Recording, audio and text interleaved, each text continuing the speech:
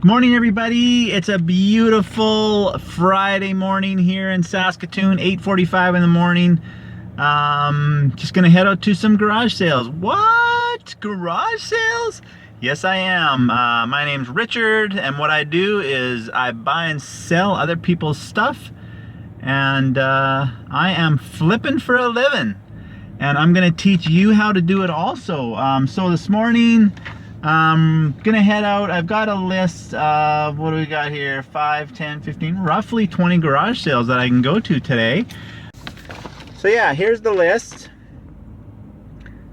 I usually put them in order roughly of the time they start, and then I'll also put a little number beside them in the order I want to go to them as I map them out. It saves you a lot of time. You don't want to do that in between sales.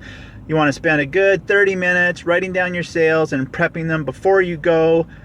Saves a lot of time, and it helps you get to more sales, more deals, and that's the object of the game. Garage sales are a number game. You got to get to as many as you can in a short amount of time, and it's going to improve your odds of finding something good. And remember, we're not antiquers, we're not collectors. Everything we buy is just a dollar sign. What we buy it for, what we flip it for. We're literally trading $5 to somebody for their video game that we're gonna flip for 30, or we're giving them $20 for their bike that we're gonna turn into a $100 bill. Don't get attached to anything. Just keep flipping it as quickly as you can. That's the object of the game. And I'm gonna continue to teach you how to do it. So please like and follow. Come along with this journey as I try and share my 15 to 20 years of yard selling experience with the world, because I believe anybody can do this. You don't need to be a brain scientist or a rocket surgeon, as I like to say.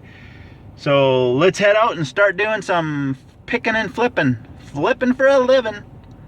So something I forgot to mention, for me personally, I have a little tradition I like to do, and it's to always be wearing or bringing something along with you that you have previously bought at a yard sale. I think it brings good luck. It's my little tradition. It's something I like to do. So today, you probably can't see it very well. Today I just got my simple, it's a Billy Bong, nice t-shirt that I bought for $1, and that is gonna be my good luck garage sale charm today. So hopefully it works out. But yeah, remember,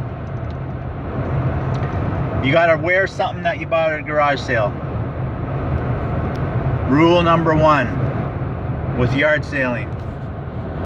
So as I drive between sales, things pop in my mind. I'm just gonna keep adding them into the video here. I'll probably do this quite a bit for the first several videos I do, just because I want to really share this knowledge. It's helped me be successful. But a lot of people ask me, Rich, actually a lot of people don't ask me. Like 2 people have asked me, because I'm just started talking to people about this. But people ask me, Rich, what do you buy? Like, what do you buy at yard sales? Well, you know what? Here's what I do. I buy absolutely anything that I can flip and make money on. I have bought hot dog roller machines, hearing aids, makeup, video games, sporting equipment, skateboards, furniture, DVDs, board games. I bought a saddle. You name it, I buy it if I feel I can make money off of it. And you will learn to trust your gut and know your prices. Obviously, if you have some apps or something that maybe you can scan a barcode and get an idea what something is worth, then go for it. Do that. A lot of people use the Amazon app. I'm starting to use that more now.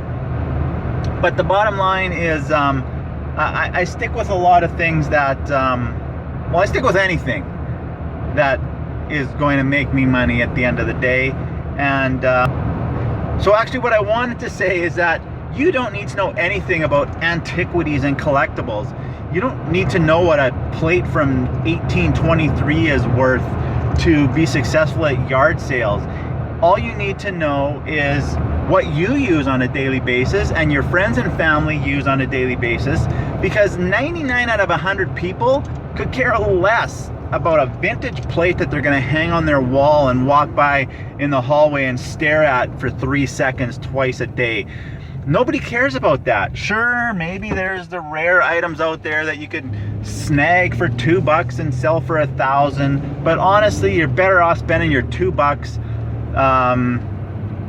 on a lottery ticket, because the amount of times I spent $2 or $5 on something and it ended up being worth thousands of dollars is, I can count on this many fingers how many times that's happened. So don't worry about that. That's not what we're after.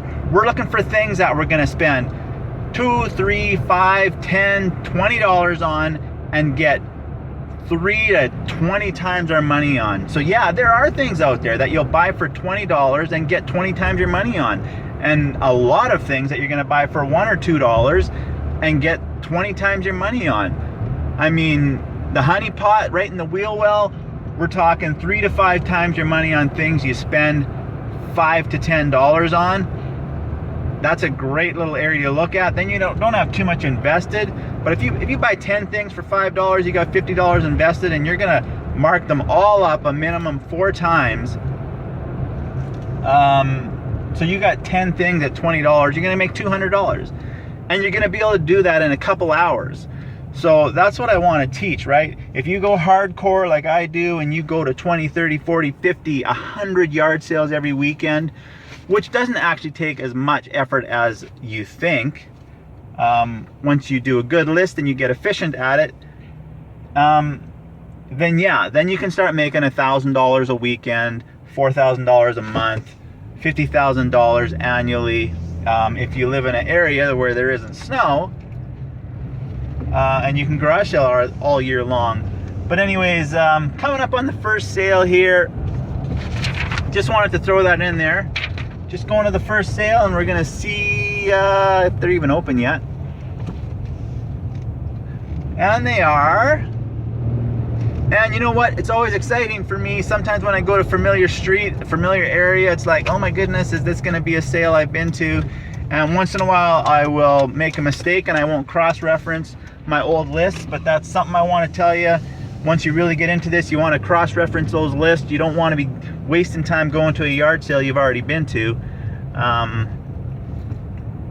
Anyways, so we're pulling up here. Looks like an older couple. They've got it well organized, which typically means they've either had a yard sale before, or maybe they're just really good at marketing. So see what happens here. When you see the silver sultruses around, when you see the frosted delights, you're not typically gonna find too many things that's in our wheel well, because we stay current, okay? Things that people use daily, okay? Don't worry about the antiquities and collectibles. Let's go take a quick look though.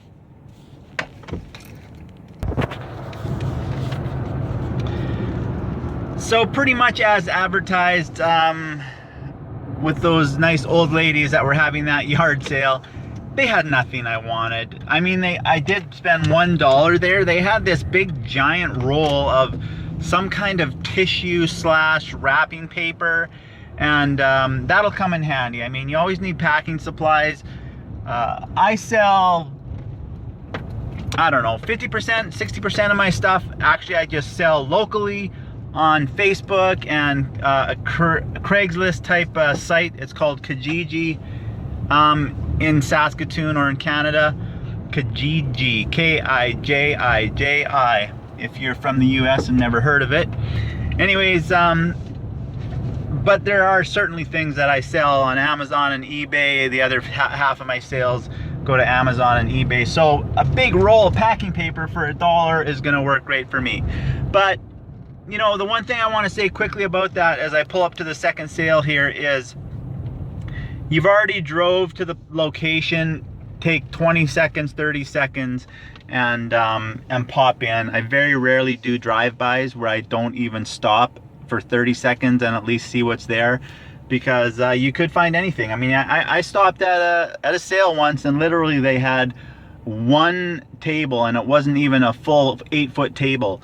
It was just a little 5-foot table that they might have dined on at one point, and it looked like nothing. It had like a hamster cage, and I could tell there were some books and some clothing, but I went and looked, and lo and behold, in this bag they had sitting on the corner of the table was a GameCube with a half a dozen really good games. I ended up getting for $25, and I'm not gonna lie to you, I don't remember exactly what I got out of it, but I know that there was a Pokemon XD, Harvest Moon, a Sonic, Mario Kart, a couple other games. I mean, it was easily a $150 sale for that 20-second stop. So if you're there anyways, make sure you pop in.